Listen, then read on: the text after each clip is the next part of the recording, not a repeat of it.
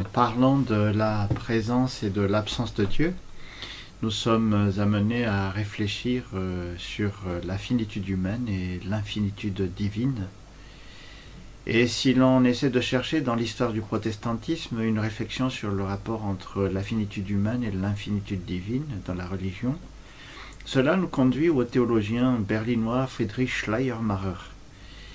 Il définit l'essence de la religion comme étant un sentiment pur et simple de dépendance absolue vis-à-vis de l'infini. Il parle aussi d'une intuition de l'univers dans une alliance entre l'infini et le fini.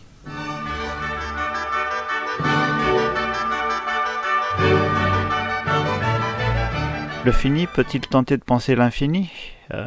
Je voudrais d'abord poser ce que j'entends par la finitude humaine. Pour moi, la finitude qualifie le caractère de toute chose qui possède une limite. Certes, l'humanité est en constante évolution, en apprentissage, donc non fini. Toutefois, individuellement, personne n'est parfait, dit-on, ou encore la perfection n'est pas de ce monde. La condition humaine est marquée par les limites et par les manques qui caractérisent sa condition. Les anthropopaléontologues estiment que le primate est devenu humain lorsqu'il a commencé à pratiquer les rites funéraires. Et l'humain a inventé dans la foulée la religion et donc l'idée de Dieu, pour essayer de donner sens à la vie et imaginer la mort. C'est ce qu'observe et montre par exemple l'anthropologue britannique Edward Tylor. Indépendamment de l'existence objective ou non de Dieu, l'humain commence à penser à lui dans la peur de la mort et quand il est confronté à sa propre finitude. Dans sa convoitise de dépasser ses propres limites, c'est là qu'il pense à un infini, dans sa convoitise de devenir comme des dieux. Naturellement, l'humain imagine un être semblable à lui, mais qui ne connaît aucune des limites inhérentes à la condition humaine et donc un être infini. Et c'est la préoccupation concernant cet infini qui serait à l'origine et à l'essence de la religion selon Schleiermacher. De la notion d'infinitude de Dieu découlent la plupart des attributs de Dieu qu'on peut retrouver dans les écritures sacrées qui parlent de Dieu, comme la Bible chrétienne par exemple. Dans la Bible, dans la première lettre de Jean au chapitre 3 verset 21, on peut trouver une définition de l'omniscience divine qui sert à l'humain d'imaginer pouvoir dépasser les limites de la science ou de la connaissance. Et puis la Bible parle aussi de l'omnipotence de Dieu qui permet à l'humain d'imaginer la possibilité de dépasser les limites de sa puissance. On se rappelle aussi de ce psaume 139 qui dit « Où irai-je » même qu'on dirait au fond de l'océan, Dieu est là, et qui parle de l'omniprésence spatiale de Dieu et qui fascine l'humain dans son rêve imaginaire de posséder le don d'ubiquité. Et puis, il y a aussi d'autres passages qui parlent de l'éternité temporelle divine, qui donne la vie éternelle, par exemple dans l'évangile de Jean, chapitre 17. Une notion qui aide l'humain à surmonter la mort, qui l'aide à imaginer que la mort n'a pas le dernier mot. Il y a aussi l'attribut de l'immuabilité divine qui compenserait les changements qui affectent la vie humaine. Finalement, le Dieu infini ne peut pas de ce fait être temporel dans le temps chronos linéaire de ce monde. Il ne peut pas non plus être spatial pour être perçu par nos cinq sens. Comment expliquer son intervention dans l'histoire humaine ? Si Dieu connaît le monde, à qui il accorde la liberté de changer, alors sa connaissance peut-elle changer avec le monde ? Ou bien prévoit-il le changement du monde dans sa préscience, annulant de ce fait la liberté du monde ? Il y a aussi la question, Dieu a-t-il commencé ? Et quel était le temps de Dieu avant le temps chronos du monde ? Et puis, si Dieu est infini, quelle place accorde-t-il à la liberté humaine ? Ou à la liberté de la création, ou les deux. Comment l'être fini, Jésus par exemple, peut-il être capable d'infini, ou même de connaître cet infini ? D'après Maître Eckhart, la naissance du Christ a mis le Dieu infini en présence de l'homme fini. La question se pose: comment le Christ peut-il jeter un pont entre le fini et l'infini? L'apôtre Paul apporte une réponse éventuelle possible à cette question, reprenant sans doute une confession de foi chrétienne de son époque dans sa lettre aux Philippiens chapitre 2.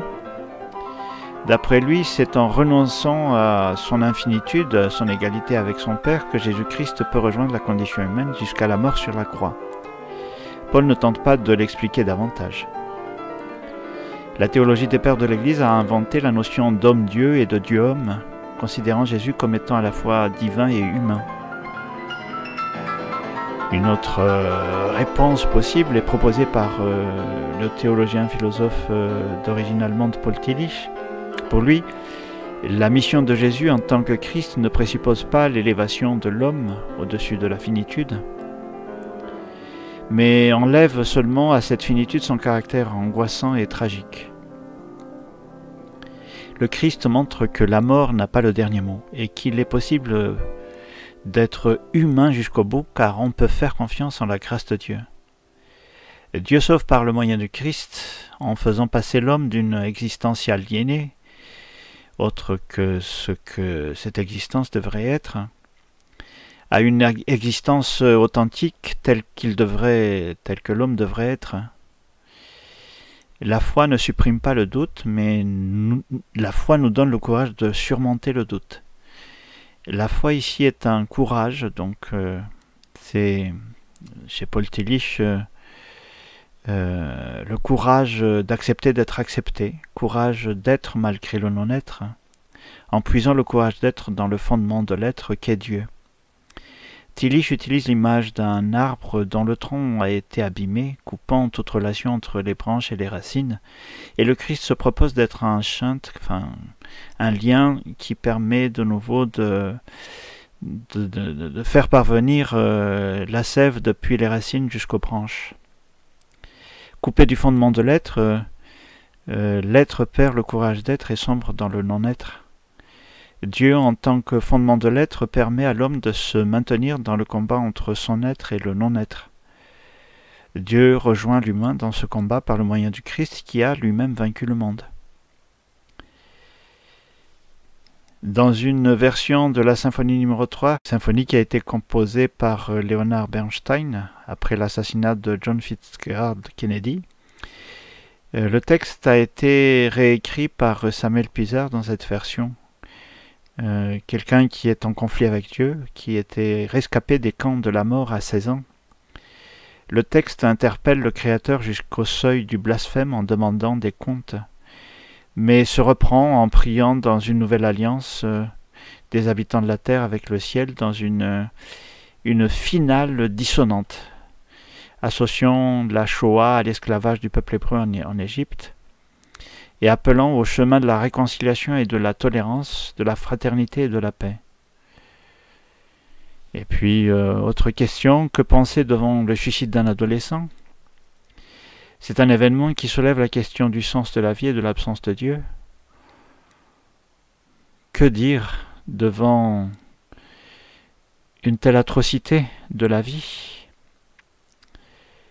Pour Bonhoeffer, le véritable auteur du suicide n'est pas le désespoir à la faveur duquel cet acte se produit généralement, mais plutôt la liberté de l'homme de s'accorder dans son désespoir même une suprême auto-justification.